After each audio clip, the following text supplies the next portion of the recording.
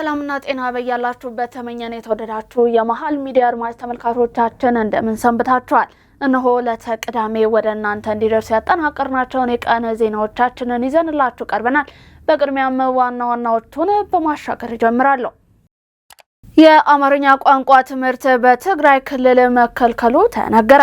አማርኛ ቋንቋ የአማራ ብሔር ብቻ አድርጎ የሚመለከተው ህወሓት ቡድን የአማርኛ ቋንቋን ከልክሏል። በትግራይ ክልል ዝርዝር ዘገባን ይዘናል። ውሳኔው ለጥቂቶች ስልጣን ሲባል የትግራይን ህዝብ ለከፋ ችግር የሚዳርግ ነው አሉ ጀነራል ሳሞራ የኑስ የቀድሞ ኤታማዦር ሹም። በትግራይ ክልል የቀድሞ ምክር ቤትና እንዲሁም የቀድሞ ህወሓት የወሰኑት አመራሮችን ወደ ስልጣን የመመለስ ውሳኔ ህዝቡን ለከፋ ስጋትና ችግር እየዳረገው መሆኑን ጀነራል ሳሞራ የኑስ ተናግረዋል። በስፋት ዝርዝር ዘገባውን የምንመለከት ይሆናል። የኢፌዴሪ ጠቅላይ ሚኒስትር ዶክተር አብይ አህመድ የግራንዴ ሴራሚክ ፋብሪካን መርቀው ከፈቱ። ከውጭ የአሜሪካን የመኖሪያ ፍቃድ ለማግኘት ከሚያመለክቱ ስደተኞች አብዛኞቹ ሀገሪቱን ለቀው ወጥተው በሌላ ሀገር ከሚገኝ ኤምባሲ ወይንም ቆንጽላ ጉዳያቸውን መከታተል እንዳለባቸው ተገለጸ። ቀደም ሲል ያደረስናቸው አበይት ርዕሰ ጉዳዮቻችን ናቸው። ለዕለቱ የተመራረጡት መረጃዎቻችን መካከል አብራችሁን ተቆዩ ዘንድ የአክብሮት ግብዣችን ነው። ከመሸጋገሪያ በኋላ ስንመለስ በዝርዝር ወደምንመለከታቸው እናልፋለን። እስከዚያው ድረስ ዜናውን ላይክ እና ሼር፣ ሚዲያችንን ሰብስክራይብ በማድረግ ዜናውን ተጀምሩ ዘንድ የአክብሮት ግብዣችን ነው። የፋይናንሲንግ ሴንተርና የንግድ ቀጠና በሆነችው ሜክሲኮ አፍሪካ ህብረት አጠገብ 12000 ካሬ ላይ ባረፈ ሰፊና የዲፕሎማቲክ መንደር በሆነችው ውብና ዘመናዊ በሆነ መልኩ ሚክስድ ዩዝ አፓርትመንት እየተገነቡ ይገኛል። ዱባይን ያስናቀ በሙሉ ስታንዳርድ የንግድ ሱቆችን በ468,000 ብር ቅድመ ክፍያ አቅርበናል። ይህ ሞል ፓኖራሚክ ሊፍት የተገጠመለት፣ ሁሉም የንግድ ሱቆች በበቂ ሁኔታ ተደራሽነትና እይታ እንዲኖራቸው ተደርገው የተሰሩ፣ በቂ ፓርኪንግ፣ ለባንክ፣ ለፋርማሲ፣ ለስፔር ፓርት፣ ለኤሌክትሮኒክስ መሸጫ፣ ለካፌ፣ ለሱፐርማርኬት እና ለተለያዩ ቢዝነስ ስራ ማዋል የሚችሏቸው ከ16 ካሬ ጀምሮ በተለያየ ካሬ አማራጮች አቅርበናል። ቀሪውን በሰባቱ ዙር የሚከፍሉት። በተጨማሪም የመኖሪያ ቤቶቻችን ከቱርክና ዱባይ አምጥተን ባጣመርናቸው ዲዛይኖች በቪላ ሞድ ስታንዳርድ ዲዛይን በተደረጉ ቤቶቻችን ላይ በሁሉም ክፍሎች ሰፊ በረንዳና የተፈጥሮ ብርሃን እንዲኖራቸው ተደርገው የተሰሩ ናቸው። በ10% ቅድመ ክፍያ ከባለ 1 እስከ ባለ 3 የመኝታ አማራጮችን አቅርበናል። በኮምፓውንድ መንደራችን ውስጥ የመዋኛ ገንዳ ለህፃናትና ለአዋቂ፣ የመሮጫ ትራክ፣ ጂምናዚየምና ስፓ፣ የከርሰ ምድር ውሃ፣ የመኪና ቻርጂንግ ስቴሽን እነዚህንና ሌሎቹን ያካተተ። ለበለጠ መረጃ በ0906 91 98 93 ላይ ይደውሉልን። አባይ ሆምስ። ተመልሰናል። በቀዳሚነት ወደ ያዝነው መረጃችን አለፍ። የአማርኛ ቋንቋ ትምህርት በትግራይ ክልል ተከለከለ። አማርኛ ቋንቋ የአማራ ብሔር ብቻ አድርጎ የሚመለከተው የህወሓት ቡድን በትግራይ ክልል አማርኛ ትምህርት እንዳይሰጥ ወስኗል። ቡድኑ ለ8ኛ ክፍል ሚኒስትሪ ተፈታኞች ሲሰጥ የነበረውን የአማርኛ ቋንቋ ትምህርት እንዳይሰጥ መከልከሉ በክልሉ ትምህርት ቢሮ በኩል ማሳወቁ ተሰምቷል። ውሳኔው ለጥቂቶች ስልጣን ሲባል የትግራይን ህዝብ ለከፋ ችግር የሚዳርግ ነው አሉ ጀነራል ሳሞራ የኑስ የቀድሞ ኤታማዦር ሹም። በትግራይ ክልል የቀድሞ ምክር ቤትን እንዲሁም የቀድሞ ህወሓት የተወሰኑ አመራሮችን ወደ ስልጣን የመመለስ ውሳኔ ህዝቡን ለከፍተኛ ስጋትና ችግር እየዳረገው መሆኑን ጀነራል ሳሞራ የኑስ ተናግረዋል። ዝርዝር ዘገባን ይዘናል። ጀነራል ሳሞራ የኑስ የትግራይ ክልልን ወቅታዊ ጉዳይን አስመልክቶ ለአዲስ ዘመን ጋዜጣ እንደገለጹት የተወሰኑ የቀድሞ ህወሓት አመራሮች ለራሳቸው የስልጣን ጥም ብቻ ሲሉ የህዝብን የመምረጥና የመመረጥ መሪን የመተዳደር መብትን እያፈኑ ነው ብለዋል። የእነዚህ ቡድኖች ውሳኔ ጥቂቶችን ብቻ የሚወክል እንደሆነም ነው የገለጹት። በቅርቡ በትግራይ ክልል ህዝብ ስም የተላለፈው ውሳኔ ከመቶ በማይበልጡ ሰዎች የተወሰነ መሆኑንም በዝርዝር ገልጸዋል። ይህም ውሳኔ በጣም መጥፎ እንዲሁም በሀገር ውስጥም ሆነ በውጭ የሚገኘውን ትግራዋይን ያስጨነቀና ስጋት ላይ የጣለ መሆኑን ጠቁመዋል። ጀነራሉ ውሳኔው የሚያሳየው የቀድሞ ህወሓት ውስን አመራሮች የሚያሳስባቸው የትግራይ ህዝብ ልማትና ሰላም ሳይሆን የግል ስልጣናቸውና ጥማታቸው መሆኑን ገልጸዋል። ውሳኔው በተለይ ጊዜው አስተዳደሩን ሲመሩት በነበሩት አቶ ጌታቸው ረዳ ላይ የተሸበረው ሴራ አሁንም በጀነራል ታደሰ ወረደ ላይ መቀጠሉን እያረጋገጠ እንደሆነ ጠቅሰው ይህም ህገወጥ አካሄድን ህጋዊ አስመስሎ የማቅረብ ጉዳይ እንደሆነም አመልክተዋል። የቀድሞ ምክር ቤትና የቀድሞ ህወሓት ውስን አመራሮችን ወደ ስልጣን የመመለስ ውሳኔ ስልጣን እንደገና ለመያዝና ለውጥን ለመቃወም የተዘየደ ስልት መሆኑን ጠቁመዋል። በአሁኑ ጊዜ የሚታየው የፖለቲካ እንቅስቃሴ ዓላማው የፌዴራል መንግስቱ የሚያካሄደውን ሀገራዊ ምርጫን ለማሰናከል የታለመ ሊሆን እንደሚችልም ጠቅሰዋል። የትግራይ ህዝብ ላለፉት 8 ዓመታት የመምረጥ መብቱ ታፍኖ መቆየቱን አስታውሰዋል። መንግስታችንን መልሰን ወይንም ወደ ቀድሞ አቋማችን ተመልሰናል የሚለው ውሳኔ በፌዴራል መንግስቱም ሆነ በህገ መንግስቱ ተቀባይነት የሌለውና አደገኛ አካሄድ መሆኑን ጀነራሉ አስገንዝበዋል። ጀነራል ሳሞራ የኑስ በትግራይ ክልል የሚገኙ ጀነራሎችና ከፍተኛ መኮንኖች በስልጣን ላይ ለመቆየት የሚፈልጉት በጦርነቱ ወቅት ለደረሰው የሰው ህይወት መጥፋት ተጠያቂነት ስለሚፈሩ እንደሆነም ገልጸዋል። በአሁኑ ጊዜ ታጣቂዎቹ በተለያየ ውሳኔ ምክንያት መበተናቸውንና ህዝቡ አመራሩን እንደጠላው ተናግረዋል። የፌዴራል መንግስት ጉዳዩን በረጋ መንፈስና በብስለት እንዲፈታው አስገንዝበውም የክልሉ ጀነራሎችና ኮሎኔሎች በትግራይ ክልል የደረሰው ችግር ይበቃል በማለት የታጠቁ ኃይሎች ወደ ታድሶ እንዲገቡና ፖለቲከኞችም ስልጣን እንዲለቁ ግፊት እንዲያደርጉ ጥሪ አቅርበዋል። የተፈረመው የፕሪቶሪያ የሰላም ስምምነት ለህዝቡ የሰላም እፎይታን ቢሰጥም አሁን ላይ ያለው የስልጣን ሽኩቻ ህዝቡን ወደ በለጠ ጭንቀት እየከተተው እንደሚገኝም ተናግሯል። የትግራይ ህዝብ ከዚህ በላይ የእነዚህን የቀድሞ ህወሓት ውስን አመራሮችን መታገስ እንደሌለበትም አዲስ ኃይል እንዲመጣ ግፊት እንዲደረግ ጥሪን አቅርበዋል። የኢፌዴሪ ጠቅላይ ሚኒስትር ዶክተር አብይ አህመድ የግራንዴ ሴራሚክ ፋብሪካን መርቀው ከፈቱ። ጠቅላይ ሚኒስትር ዶክተር አብይ አህመድ የግራንዴ ሴራሚክ ፋብሪካን መርቀው ለአገልግሎት ክፍት አድርገዋል። ጠቅላይ ሚኒስትር ዶክተር አብይ አህመድ የሴራሚክ ፋብሪካዊ አምራች ኢንዱስትሪ ልማት ጉዞ አካል እንዲሁም የኢትዮጵያ ታምረት ንቅናቄ መርታ ትልቅ ማሳያ መሆኑንም በመልእክታቸው አስፍረዋል። ቁልፍ ሀገራዊ ፋይዳ ያላቸው መሰል ፋብሪካዎች ግንባታ ዓለም አቀፍ ኢንቨስትመንቶችን በመሳብ በመላ ሀገሪቱ ተጠናክሮ እንደሚቀጥል በተግባር እያረጋገጠ ነው ብለዋል። ፋብሪካው የዓለም አቀፍ ጥራትን ተወዳዳሪነት መስፈርቶችን የሚያሟሉ የሴራሚክ ምርቶችን የሚያቀርብ ሲሆን ለምርቱ የሚያስፈልጉትን ጥሬ ዕቃዎች ከ80% በላይ ከሀገር ውስጥ አቅም እንደሚያገኝም ጠቁመዋል። የስኬት ኢትዮጵያ የራሷን የተፈጥሮ ሀብትን እምቅ ጸጋ መጠቀም ብቃቷን ከመገንባቱ ባሻገር ከውጭ ገቢ ምርቶች ላይ ያለንን ጥገኝነት በከፍተኛ ደረጃ እንደሚቀንሰውም ነው የገለጹት። ግብጽ የቀጠናው ሀገራት የመልማት ፍላጎት እንዳይሳካ የምትፈጽመው ትንኮሳ አዲስ ክስተት ሳይሆን ለዘመናት የተከተለችው ስልት ነው አለ የውጭ ጉዳይ ሚኒስትር። የሚኒስትሩ ቃል አቀባይ አምባሳደር ነቢያት ጌታቸው በዛሬው ዕለት በሰጡት መግለጫ መሰረትም ግብጽ የኢትዮጵያ ብሔራዊ ጥቅሞች እንዳይከበሩ ጫና እያደረገች መሆኑን አንስተዋል።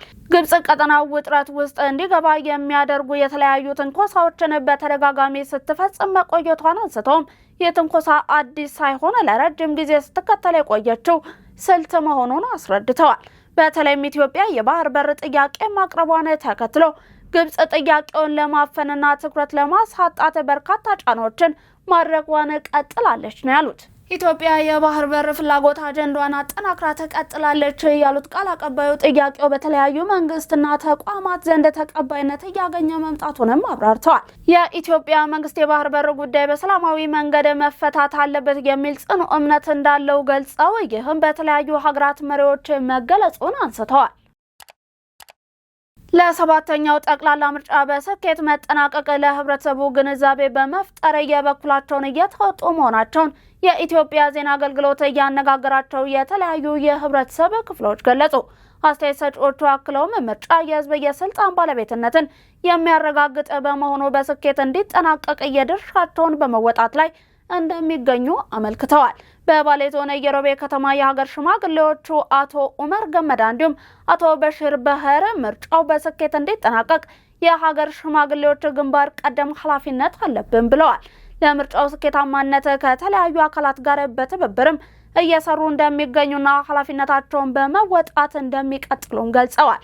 የሃይማኖት አባት የሆኑት አባ ጥበቡ ቁምላቸው ህብረተሰቡ በጠቅላላ ምርጫው በንቃት እንዲሳተፍ የማንቃትና ግንዛቤን የመፍጠር ስራ እየሰሩ መሆናቸውን አመልክተዋል። በኢሉባቡር ዞን ሁሉ ወረዳ የሀገር ሽማግሌዎች በበኩላቸው በምርጫ ካርዳችን የምንሰጠው ድምጽ የሀገራችንንና የልጆቻችንን የነገ ዕጣ ፈንታን የሚወስን ነው ሲሉ ገልጸዋል። አቶ ሳለ ጉተማ እንዲሁም አቶ ኃይሉ መኮንን በወሰዱት የመራጭነት ካርድም የሀገርንና የልጆቻቸውን የወደፊት ዕጣ ፈንታን ለመወሰን መዘጋጀታቸውን አክለው ገልጸዋል። መንግስት በነዳጅ አቅርቦት ላይ የወሰደው እርምጃ በከተማዋ የነዳጅ አቅርቦት እንዲሁም ስርጭት እየተሳለጠ እንዲሆን ማስቻሉን የአዳማ ከተማ አስተዳደር ንግድ ጽሕፈት ቤት ገለጸ። ዝርዝር ዘገባው እንደሚከተለው ይቀርባል። በመካከለኛው ምስራቅ ተከስቶ የነበረውን ጦርነት ተከትሎ በተለይም በነዳጅ ምርት አቅርቦት ላይ ዓለም አቀፍ ችግር አስከትሎ እንደነበር ይታወሳል። ይህ ችግር በኢትዮጵያ የነዳጅ አቅርቦት ላይ መስተጓገል ፈጥሮ የነበረ ቢሆንም መንግስት በአቅርቦትና ስርጭት ላይ አዲስ አሰራር ተግባራዊ በማድረግ ችግሩን ለማቃለል ጥረትን አድርጓል። በዚህም የነበረውን ዓለም አቀፍ ችግርን በመቋቋም ማለፍ የተቻለ ሲሆን አሁን ላይ በተለያዩ ከተሞች የተረጋጋ የነዳጅ አቅርቦትና ስርጭት መኖሩን ለማወቅ ተችሏል። በኦሮሚያ ክልል አዳማ ከተማ አሁናዊ የነዳጅ አቅርቦትና ስርጭቱ ምን እንደሚመስል ኢትዮጵያ ዜና አገልግሎት የሚመለከታቸውን አካላት የነዳጅ ማደያዎችና አሽከርካሪዎችን አነጋግሯል። የአዳማ ከተማ አስተዳደር ንግድ ጽሕፈት ቤት ኃላፊ የሆኑት ጢሎ ዱጋ በነዳጅ አቅርቦት ላይ አጋጥሞ የነበረውን ችግር ለመቋቋም በከተማ አስተዳደሩ የነዳጅ ስርጭት ግብረ ኃይል ተቋቁሞ የነዳጅ ስርጭቱ ፍትሐዊ እንዲሁም ተደራሽ እንዲሆን መስራቱን አንስተዋል። በመሆኑም አሁን ላይ በከተማዋ የነዳጅ አቅርቦትና ስርጭት ችግር የሌለ በመሆኑ ጥሩ አገልግሎት እየተሰጠ ይገኛል ነው ያሉት። በከተማዋ በሚገኙ 19 ማደያዎች በቂ የነዳጅ አቅርቦት መኖሩን ገልጸው በዚህም ተገልጋዮች ካለምንም እንግልት እየተጠቀሙ መሆኑንና የእንቅስቃሴ ችግር አለመኖሩንም አንስተዋል። በከተማዋ ቀደም ሲል ህገወጥ የነዳጅ ዝውውር ለመግታት በተደረገ ቁጥጥር 6000 ሊትር ናፍጣ፣ 6000 ሊትር ቤንዚን መያዙን አስታውሰው ህግ የማስከበር ስራ ተጠናክሮ የሚቀጥል ይሆናል ብለዋል። በከተማዋ ከሚገኙ ነዳጅ ማደያዎች መካከል አንዱ የሆነው የኖክ ማደያ ስራ አስኪያጅ ገዛው አበበ እንዲሁም የአፍሪካ ቁጥር 1 ነዳጅ ማደያ ስራ አስኪያጅ የሆኑት ኮሚኒስት ወንድሙ ቀደም ሲል በነዳጅ አቅርቦት ላይ የነበረው ችግር በመፈታቱ ደንበኞች በአግባቡ እየተስተናገዱ መሆኑን ገልጸዋል። ከአሽከርካሪዎች መካከል ጌቱ ተስፋዬ እንዲሁም አሸናፊ አለሙ በነዳጅ አቅርቦትና ስርጭት ላይ የነበረው ችግር በመፈታቱ አሁን ላይ የተረጋጋ ሁኔታ እንዳለ ተናግረዋል። መንግስት ወጣቶችን በሀገራዊ ብልጽግና ተጠቃሚ የሚያደርጉ ስራዎችን እያከናወነ እንደሚገኝ የአዲስ አበባ ከተማ ከንቲባ አዳነች አቤቤ ገለጹ። ከንቲባ አዳነች አቤቤ በመልእክታቸው ዛሬ ወጣት ይምረጥ ኢትዮጵያ ትጽና በሚል መሪ ቃል የብልጽግና አሻራ በተቀመጠበት ገላንጉራ ኢንዱስትሪ ፓርክ ውስጥ ከመላው ከተማዋ ከተውጣጡ ወጣቶች ጋር የድጋፍ ሰልፍና የምርጫ ቅስቀሳ ፕሮግራም ማካሄዳቸውን አመልክተዋል። ስለ ወጣቱ ተጠቃሚነት ችግርን እያወራን ሳይሆን ቀንና ሌሊት እየሰራን ለችግሩ ተግባራዊ ምላሽ ከሰጠንባቸው እንዲሁም ተጠቃሚነቱን ካረጋገጥንባቸው ስፍራዎች አንዱ በሆነው በገላንጉራ ኢንዱስትሪ ፓርክ ከ70,000 በላይ ከሆኑ የከተማችን ወጣቶች ጋር በስፖርታዊ እንቅስቃሴ የምርጫ ቅስቀሳን አድርገናል ሲሉም ገልጸዋል። ባለፉት 5 ዓመታት የተሰሩ የልማት አሻራዎች የኢትዮጵያን ብልጽግና አይቀሬነት የሚመሰክሩ መሆናቸውንም አስታውቀዋል። ከማንም በላይ ሀገር እየተገነባች ያለችው ለወጣቶች በመሆኑም የብልጽግና ተጠቃሚዎች ይሆናሉ ብለዋል። የከተማዋ ወጣቶች የፓርቲውን ራዕይ ወደፊት አሻራ ሁለንተናዊ እድገትን ሰንቀው ተስፋን ተጋርተው በማለዳ ከአራቱም አቅጣጫዎች በመትመም ድጋፋቸውን በመግለጻቸው ከንቲባዋ ምስጋናቸውን አቅርበዋል። መንገዳችን መደመር፣ መዳረሻችን ብልጽግና ነው፣ ኢትዮጵያን ወደ ተምሳሌት ሀገር በማለትም ከንቲባ አዳነች አቤቤ መልእክታቸውን አስተላልፈዋል። በሞሮኮ አዘጋጅነት እየተካሄደ የሚገኘው 16ኛው ከ17 ዓመት በታች የአፍሪካ ዋንጫ ወደ ወሳኝ ምዕራፍ ተሸጋግሯል። 16 ሀገራት በአራት ምድቦች ተከፍለውም ጨዋታቸውን ያደርጋሉ። ከየምድቡ አንደኛ እንዲሁም ሁለተኛ የወጡ 8 ሀገራት በኳታር ለሚካሄደው 20ኛው ከ17 ዓመት በታች የዓለም ዋንጫ አሰልፈዋል። በተጨማሪም ከየምድቡ ሶስተኛ የሆኑት 4 ሀገራት የመለያ ጨዋታ አድርገው ቀሪ አላፊ ብሔራዊ ቡድኖች ይለያሉ። በውድድሩ ላይ እየተሳተፈ የሚገኘው የኢትዮጵያ ከ17 ዓመት በታች ብሔራዊ ቡድንም በምድብ 1 በ4 ነጥብ ሶስተኛ ደረጃን ይዞ በማጠናቀቅ ወደ መለያ ጨዋታው ተሸጋግሯል። ብሔራዊ ቡድኑ በምድቡ የመጨረሻ ጨዋታ ቱኒዚያን 1-0 መርታቱም ወደ ወሳኝ ምዕራፍ አሸጋግሮታል። ቀይ ቀበሮቹ ለዓለም ዋንጫ ለማለፍ ከሞዛምቢክ ጋር ዛሬ ምሽት 1 ሰዓት ላይ በመሐመድ 6ኛ ኮምፕሌክስ ጨዋታቸውን ያደርጋሉ። የተወደዳችሁ የመሃል ሚዲያ አድማጭ ተመልካቾቻችን ለዛሬ ለተቅዳሜ ያደረስናችሁ የምንገኘውን የቀን መሃል ዜናችንን ነው እየተመለከታችሁ የምትገኙት። አሁን ደግሞ ከባህር ማዶ ወደ ያዝናቸው እናልፋለን። የፋይናንሲንግ ሴንተርና የንግድ ቀጠና በሆነችው ሜክሲኮ አፍሪካ ህብረት አጠገብ 12000 ካሬ ላይ ባረፈ ሰፊና የዲፕሎማቲክ መንደር በሆነችው ውብና ዘመናዊ በሆነ መልኩ ሚክስድ ዩዝ አፓርትመንት እየተገነቡ ይገኛል። ዱባይን ያስናቀ በሙሉ ስታንዳርድ የንግድ ሱቆችን በ468,000 ብር ቅድመ ክፍያ አቅርበናል። ይህ ሞል ፓኖራሚክ ሊፍት የተገጠመለት ሁሉም የንግድ ሱቆች በበቂ ሁኔታ ተደራሽነትና እይታ እንዲኖራቸው ተደርገው የተሰሩ፣ በቂ ፓርኪንግ፣ ለባንክ፣ ለፋርማሲ፣ ለስፔር ፓርት፣ ለኤሌክትሮኒክስ መሸጫ፣ ለካፌ፣ ለሱፐርማርኬት እና ለተለያዩ የቢዝነስ ስራ ማዋል የሚችሏቸው ከ16 ካሬ ጀምሮ በተለያየ ካሬ አማራጮች አቅርበናል። ቀሪውን በ7 ዙር የሚከፍሉት። በተጨማሪም የመኖሪያ ቤቶቻችን ከቱርክና ዱባይ አምጥተን ባጣመርናቸው ዲዛይኖች በቪላ ሞድ ስታንዳርድ ዲዛይን በተደረጉ ቤቶቻችን ላይ በሁሉም ክፍሎች ሰፊ በረንዳና የተፈጥሮ ብርሃን እንዲኖራቸው ተደርገው የተሰሩ ናቸው። በ10% ቅድመ ክፍያ ከባለ 1 እስከ ባለ 3 የመኝታ አማራጮችን አቅርበናል። በኮምፓውንድ መንደራችን ውስጥ የመዋኛ ገንዳ ለህፃናትና ለአዋቂ፣ የመሮጫ ትራክ፣ ጂምናዚየምና ስፓ፣ የከርሰ ምድር ውሃ፣ የመኪና ቻርጂንግ ስቴሽን እነዚህንና ሌሎቹን ያካተተ። ለበለጠ መረጃ በ0906 91 98 93 ላይ ይደውሉልን። አባይ ሆምስ። የቻይናው ቲያንዡ 10 የጭነት መንኮራኩር በተሳካ ሁኔታ ወደ ህዋ ተመነጠቀች። ቻይና የጠፈር ተመራማሪዎቿን ፍላጎት ለማሟላትና ለምርምር የሚሆኑ ግብዓቶችን ለማድረስ ያለማትን ቲያንዡ 10 የተሰኘውን ግዙፍ የጭነት መንኮራኩር ዛሬ ጠዋት በተሳካ ሁኔታ ወደ ህዋ አምጥቃለች። መንኮራኩሯ ደቡባዊቷን የሃይናን ግዛት ከሚገኘው የዌንቻንግ የጠፈር ጣቢያ በሎንግ ማርች ሮኬት እየታገዘ ሲሆንም ያለምንም እንከን በተያዘላት ሰዓት ወደ ህዋ መመንጠቋን የቻይናው ማድስ ስፔስ ኤጀንሲ በይፋ አረጋግጧል። ይህች በዓለም ላይ ካሉ እጅግ ዘመናዊ የጭነት መንኮራኩሮች አንዷ የሆነችው ቲያንዡ 10 ከ6 ቶን በላይ የሚመዝን እጅግ ከባድ ጭነት ወደ ቲያንጎንግ የጠፈር ጣቢያ አድርሳለች። ለመጀመሪያ ጊዜ በህዋ ላይ ለሚገኙት የቻይና ጠፈር ተመራማሪዎችም የሚሆን እንደ ቲማቲም እንዲሁም ኮክ ያሉ ትኩስ ፍራፍሬዎችን እንዲሁም ልዩ የታሸጉ የስጋ ምርቶች ተልከዋል። ከምግቡ በተጨማሪም በህዋ ላይ የስበት ጥረት በመኖሩ ምክንያት የሰው ልጅ ጡንቻ እንዳይዝል የሚረዳ አዲስ የተሻሻለ የስፖርት መስሪያ ማሽን እንዲሁም ለ4 ዓመታት ለአስቸጋሪ የህዋ ጉዞ የሚያገለግል ዘመናዊ የጠፈር ልብስ ተካቶበታል። ሌላው ሳይንቲስቶችን ያስደነቀው ጭነት በህዋ ስበት አልባ አካባቢ እንዲሁም በጨረር ውስጥ የህይወት መፈጠርን በቅርበት ለማጠናከር የሚረዱ የአሳ እንዲሁም የአይጥ ጽንሶች ወደ ጣቢያው መላካቸው ነው። መንኮራኩሯ ከምድር ከተነሳች ከጥቂት ሰዓታት ፈጣን ጉዞ በኋላ በህዋ ላይ ከሚገኘው ቲያንጎ የጠፈር ጣቢያ ጋር በተሳካ ሁኔታ ተሳስራለች። በአሁኑ ወቅት በጣቢያው ላይ የሚገኙት የቻይና ጠፈር ተመራማሪዎች የተላከላቸውን የሳይንስ እንዲሁም የምግብ ቁሳቁስ ማውረድ የጀመሩ ሲሆን ይህች መንኮራኩር ለሚቀጥለው 1 ዓመት እዚያው በህዋ ላይ ትቆያለች። በዚያም ቆይተዋ ለቀጣዩ የዣንዡ 24 የጠፈር ተልዕኮም ጭምር እንደ ትልቅ የእቃ ግምጃ ቤት እንዲሁም የነዳጅ ማደያ ሆና የምታገለግል ይሆናል ተብሏል። ይህ ተልዕኮ ቻይና በህዋ ምርምር ዘርፍ ያላትን ታላቅ የበላይነትን ይበልጥ ያጠናከረችበት ሆኖም ተመዝግቧል።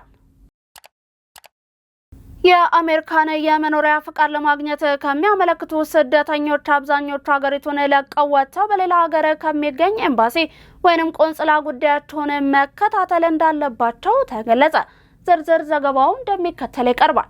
የአሜሪካ የዜግነት እንዲሁም ስደተኞች አገልግሎት ይፋ ያደረገው አዲስ ፖሊሲ አብዛኞቹ ስደተኞች የመኖሪያ ፍቃድ ጥያቄ ለማቅረብ ከሀገሪቱ እንዲወጡ ያዛል።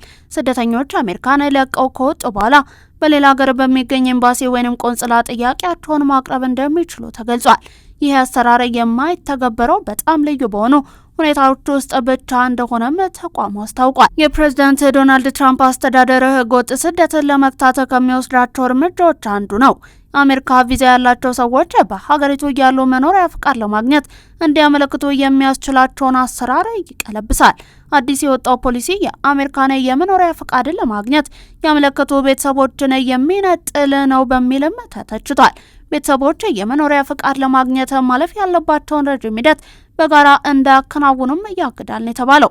በሌላ በኩል መኖሪያ ፍቃድ ለማግኘት ብለው ከአሜሪካ የሚወጡ ስደተኞችን የመመለስ እድልን የሚዘጋ እንደሆነም ተገልጿል። የዜግነት እንዲሁም ስደተኞች አገልግሎት እንዳለው ተማሪዎች ጊዜያዊ የስራ ፍቃድ ያላቸው ወይንም ቱሪስቶች ከአሜሪካ ውጭ የሆነውን በሀገሪቱ የውጭ ጉዳይ መስሪያ ቤት በኩል ጉዳያቸውን ማስፈጸም ይጠበቅባቸዋል። የመኖሪያ ፈቃድ ሲከለከሉ በአሜሪካ በድብቅ በህገወጥ መንገድ የሚኖሩ ሰዎችን ቁጥር ለመቀነስ ስደተኞች በሀገራቸው ሆኖ ማመልከት እንዳለባቸው መስሪያ ቤቱ ደንግጓል። አዲስ የሚዘረጋው ስርዓት ፍትሐዊ እንዲሁም ውጤታማ እንደሆነም ተቋሙ ገልጿል።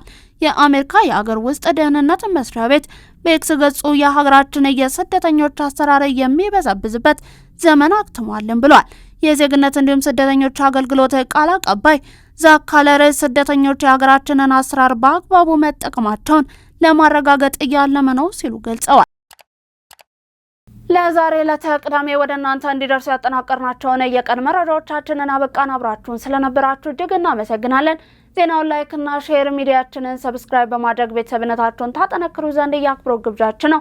አብራችሁን ስለነበራችሁ በድጋሚ እያመሰገንን ሰናይ ቀን ይሆንላችሁ ዘንድ ተሰናበትን።